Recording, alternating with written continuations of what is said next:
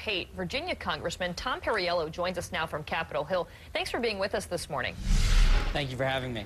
So you had a case basically where someone posted what they thought was your home address, turned out to be your brother's home address, but there was eventually some vandalism, and the FBI is now looking into it. Tell us what happened. Well, my brother is a teacher and a coach, was home between teaching, came home to check on the house because of the posting of the address, and someone had sliced the propane line to his grill, and the backyard was covered in propane. I just want to thank law enforcement for doing such a tremendous job on this and helping to protect my family. This is something where, you know, in this country we can disagree on our politics, but we settle it at the ballot box. We've had people, members of Congress, whose kids have been expressly threatened with death. This is a very serious thing, and it needs to be taken very seriously, and I think people are starting to do that. Are you fearing for the safety of your family and your brother's family? I have a lot of confidence in the police and the law enforcement in the area. I think everyone's on it now. I think this is important. We've had some officials in our state speak up very strongly. The Republican governor of my state, Bob McDonnell, our Attorney General, Ken Cuccinelli, who is part of the group that thinks this is unconstitutional but agrees very much that the posting of addresses and certainly any threat to property or family is way over the line.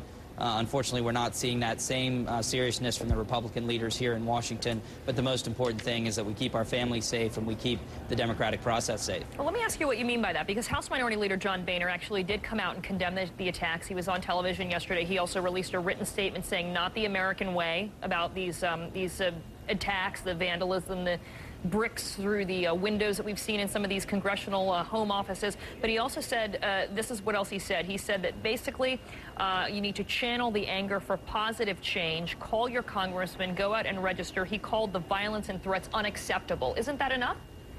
Actually, I thought his statement was fairly outrageous. What he was saying was, for those of you who are threatening people's children, we want you to channel that anger into the campaign. No, we want those people to go to jail. That's what I'm hearing from the Republicans in my district and in my state. They understand the difference between someone who's breaking the law and someone who's simply upset about policy. And for John Boehner to seem to conflate these two was really quite an outrageous statement. No, people who are doing these things that are clearly outside the law, as my very conservative Attorney General said, these people need to be prosecuted, not brought into the campaign room. Those who are simply upset about health care and have every right to do so, they need to be part of the political process in the same way that all of those who support health care do. So I think that many of the folks back home who've just been great, even some of my most ardent opponents about calling this out, that doesn't seem to be reaching the folks up here in Washington.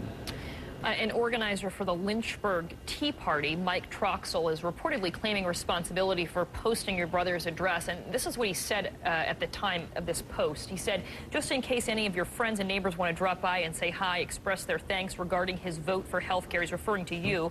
I guess he inadvertently put your brother's address there. I personally believe it's important for representatives to remain fully grounded and remember exactly what it is their constituents are saying and how they're telling them to vote. He goes on to say nothing quite does that like a face-to-face chat.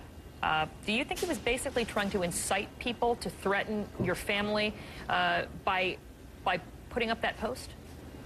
Well, you know, I think in this country we've got to keep in mind the difference between did I listen to you and did I agree with you.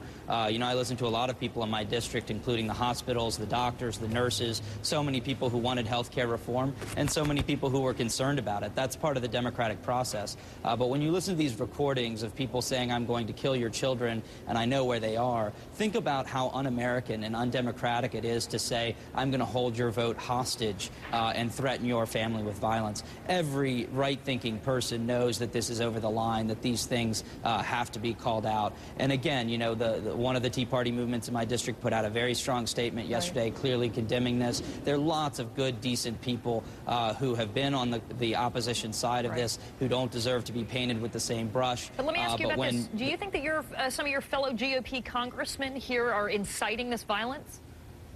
Well, I think people have to be very conscious of the things that they say, and I think when Mr. Boehner is unable to draw the difference between people who are threatening children and people who simply oppose health care reform, that's kind of offensive to his own supporters as well as to those of us who feel like our families have been put in harm's way. So I don't think that reality is quite sunk in up here. First and foremost, we should all be able to agree, whether you're a political leader or a TV personality or what have you, that simply saying this is absolutely unacceptable to ever harm or threaten to harm a member of their family. This isn't a partisan thing. This is just a basic American value, and I hope we'll get stronger and clearer statements up here of that to make sure that that signal is very clear. All right. In the meantime, I know, as you said, that you think local law enforcement is doing a good job trying to make sure everybody stays safe throughout this.